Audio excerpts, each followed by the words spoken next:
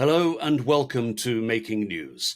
Cyber attacks are very big news at the moment. M&S, the Co-op, JLR, all have been hit in recent months with very significant losses to the companies involved, and particularly in JLR's case, to its extended supply chain.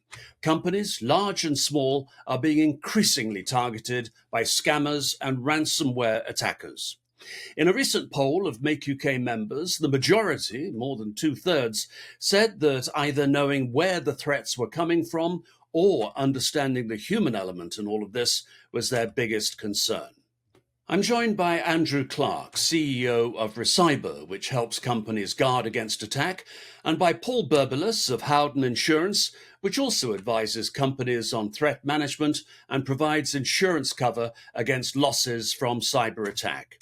Andrew, let's start with the spectrum of risk that companies face, given that rapid advances in technology, not least AI, are offering attackers ever greater opportunities to do harm. We've hit a huge advancement in technology in 4IR, as we've always already witnessed across a lot of organizations. Operational technology is changing, IT is changing, how those two knit together is changing, and it's creating some anxiety within organizations because they aren't entirely sure how they knit together well, and that exposes risks within the organization from an IT OT point of view of how those systems operate in tandem.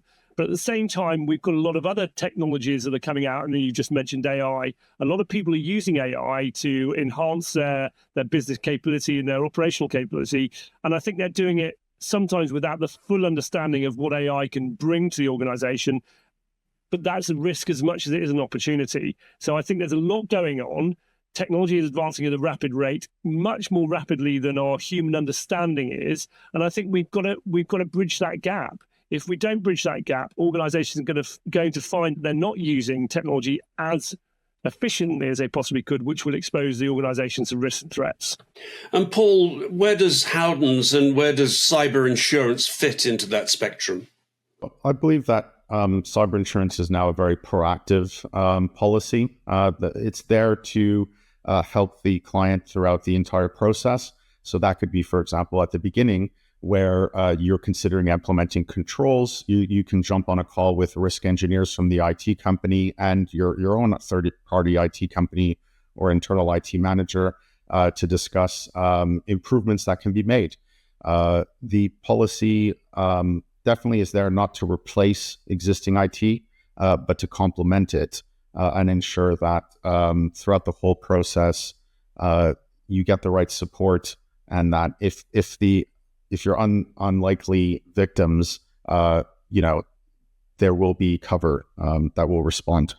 I suspect an awful lot of companies think, well, it couldn't happen to me. I mean, JLR is huge, Co-op, M&S, and so on. But actually, every single company is potentially under threat. Well, tell us some of the stories you hear from the insurance side of the business. So social engineering or phishing is a very common type of attack. And we are seeing it as a very effective form of tricking owners into giving away either credentials or money. We had a manufacturer. He ran his business for over 30 years, a very competent and intelligent fellow. He got a call from the bank. They had a lot of information about him. They were able to trick him into giving away his security and MFA question, at which point they were able to enter into the network and transfer funds out of their bank to themselves. He didn't have cyber insurance, so he had no method of recovery or indemnification for the losses. Andrew, as Paul's just said, I mean, the gentleman who gave away his company's money or gave away the keys to the bank account, so to speak. There's nothing tech could have done about that. That was the human element. And we mustn't forget that actually humans are the front line of defense here. The human is involved along the entire process, along the entire attack phase, whether it's at the beginning when people are trying to determine whether or not there is an avenue to exploit, all the way through to the exploitation of that individual or individuals within the organization to allow the attack to take place. So I think that it is a case of dealing with that particular risk across the entire spectrum so you understand how the human can be exploited, which will then potentially lead to a breach of your organization. So we're agreed there is a massive threat out there and nobody should think they're immune from it. So let's look at the two responses that you gentlemen represent. Andrew, first of all, protecting against a business wanting to protect itself against attack. What is best practice from ReCyber's point of view? People present risk to themselves and to their organizations on a daily basis, from the types of conversations they have at home with a listening device, and that could be Siri or Alexa or any other type of device, your telephone, your smart TV even. These are things that are listening to us. So the human might present the risk to the organization through those types of mediums. Same for the commuter that travels to work and carries out their work on the train, because we're all busy people and we all try and use as many of the hours as we can. And the internet and cyber has allowed that to happen. People conduct work on the trains and on planes and in public places, cafes, etc., which they're doing with abandon in some respects, because they don't understand the risks they might be exposing their organization to by doing that work in a public place or talking openly in public. Those are just some of the aspects. Social media use. What do you post online? What are you saying about the things you do at work, or the types of activities you might be involved in at work, which will expose you to the reconnaissance phase of the attack, where the attacker will look at the individual and say, okay, I can see a way to get into this organization through this individual, because they have posted so much online about their lives that I can use coercion to get in, or I can use social engineering to make them befriend me, and then I can get information out of them. This is what people do, or attackers do to people, because we're kind individuals. We will often let people come in behind us into a privileged access area because we're kind and we want to do the right thing, and we don't want to see people struggle.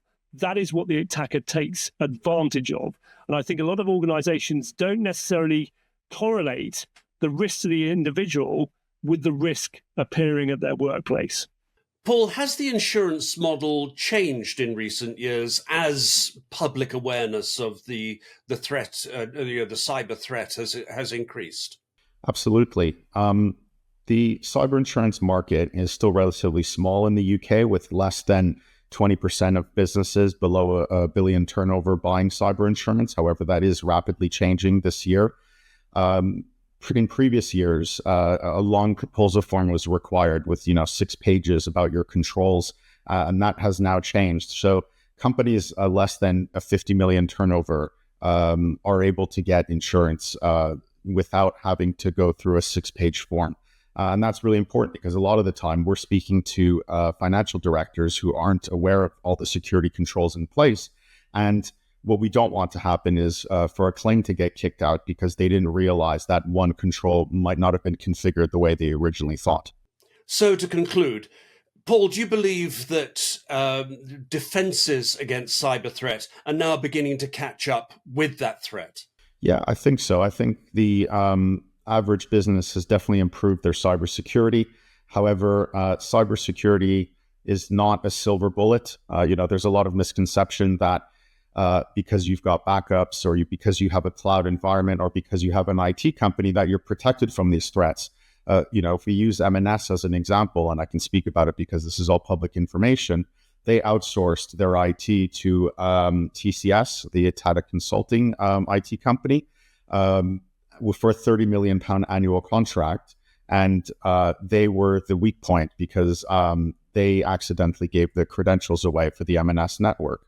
So sometimes you can be doing everything correctly and still get hit by a cyber attack. And that's where the insurance comes in to kind of be that last line of defense against those threats and indemnify you. And a last word from you, Andrew, about the way that awareness and capabilities are beginning to catch up with the threat. They are, but I think there's still a huge amount of education to be done within organizations to help them to understand that just because you have a technical solution to deal with malware, to deal with viruses, to deal with intrusions into your network, it's leaving the problem till really late in the attack phase. If organizations understand the attack phase, they'll understand that it starts with the reconnaissance, and that may well start with a human.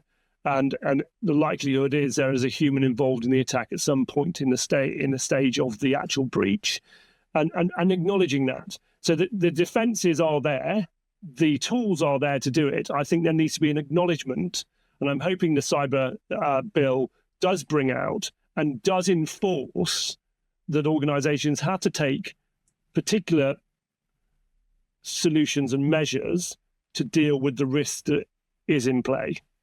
Gentlemen, thank you very much indeed.